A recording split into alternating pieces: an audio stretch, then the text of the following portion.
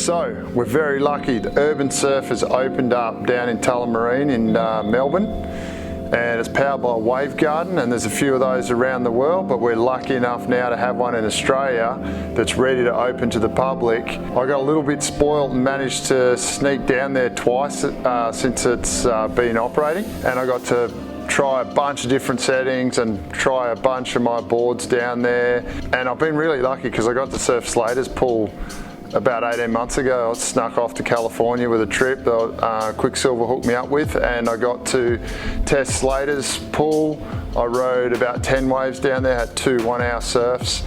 The difference between the two is Slater's one seems to be pushing a lot. It doesn't really feel like you can read what's going on. I think you need to learn it before you can really get a grip on it, and it's amazing. You can sit in the tube for ages. It is really super fun, but you've only got a wave every 4 minutes. Then if you're sitting there and you're the last guy in the 4, like I was in my first heat, I had to wait 16 minutes before I caught my first wave, and I was like biting my nails and had to meditate myself and breathe before I took off on my wave because I was that worried about falling off. Anyway, I've got a little bit of footage of that. I was riding a custom JS Air 17X in the pool at Slater's at Lemoore at the surf ranch, and that went really good. That was my normal board at that time. Now going down to Tullamarine surfing the WOOLY one, I found that a lot easier to pick up. One, you're not under pressure. You're just not concerned that you're going to fall off, and you can go a little bit more nuts because you know you're going to be able to grab another wave straight away. So I was lucky enough to sort of have between 8 and 12 guys on each side of the pool when we're there both times, and we kind of had waves coming through super regularly. We would you know, buzz over the left for half an hour, buzz over the right. The settings had changed. We'd go through the basic sort of lower settings with turns, you know, about waist high, then up to turn 6, which is sort of closer to head high, and it's just the most rippable setting on both the left and the right, whether it was offshore or onshore. Then you got beast mode. Beast mode goes a bit nuts, and geez, I got fed a few pretty gnarly little wipeouts that I definitely wasn't expecting in the pool, and even clipped the bottom a couple of times, come up with a bit of a bruised elbow, managed to just clip my nose on one on the right, and lucky I didn't put my face into the bottom of the pool. But that was a bit of fun, and managed to work out on my forehand on beast mode pretty quickly, but backside, geez, it was tough to get in and out of them, especially if they're the later ones in the set. So a few things I picked up from riding both the pools and twice down at URBNSURF there with the WaveGarden. One, you can ride a slightly shorter board. So my normal monster box is a 6'1", and I enjoyed riding that and kept going back onto that.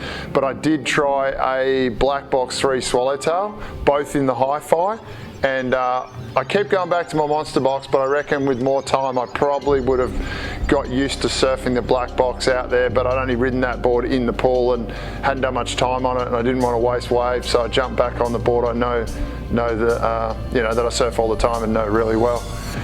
One thing I found, I could ride smaller fins. I was riding stiffer, smaller fins in the pool. I had a set of EA black sticks from Futures, and then I was riding in the Black Box a set of mediums in the Performer Carbon, which both worked pretty well and seemed to work, you know, what I expected them to do in the pool. I definitely wasn't going to be riding larges like I often do in grovelly surf. I found you could definitely use a normal board on beast mode because all you're doing is getting one turn in or stalling and driving through the tube. It does jump up really fast on you. A couple of times I got absolutely lit up and I wasn't expecting it to happen. So if you are surfing beast mode, stay super low and listen to the guys. Direct yourself out of the tube as you're coming through it. Don't just sit there like a normal ocean wave. It'll take you, it'll throw you into the lip and you'll get lit up.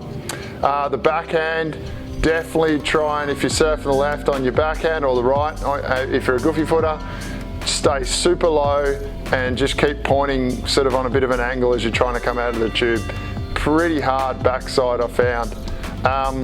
On the turns, amazing. Turn 6, I think it's called, the setting we're on. Just love that one. Managed to be able to do 4 or 5 turns on both the left and the right.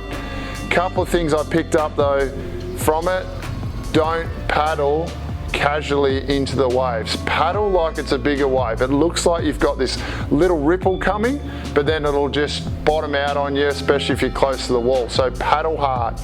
The other thing is, try and have a break and make sure you're getting heaps of water, because you wear yourself out pretty quick. You catch a lot of waves. Stretch up. The second time I went, the first time I was cramping heaps, the next time I went, took a heap of hydrolytes, made sure I drank plenty of water, and really warmed up, because your body gets so punished. You catch way more waves than you normally do. But yeah, if you get the opportunity, get down and check it out. Of course, if you get the opportunity to get over Slater's one, definitely go check it out. Ride an epoxy board if you've got the opportunity, if you've got both, a PU and epoxy. I think you'll find the shorter, slightly wider epoxy boards will work a lot better. So if you get a chance to get down there, it's opening the next few days. Enjoy. Yoo.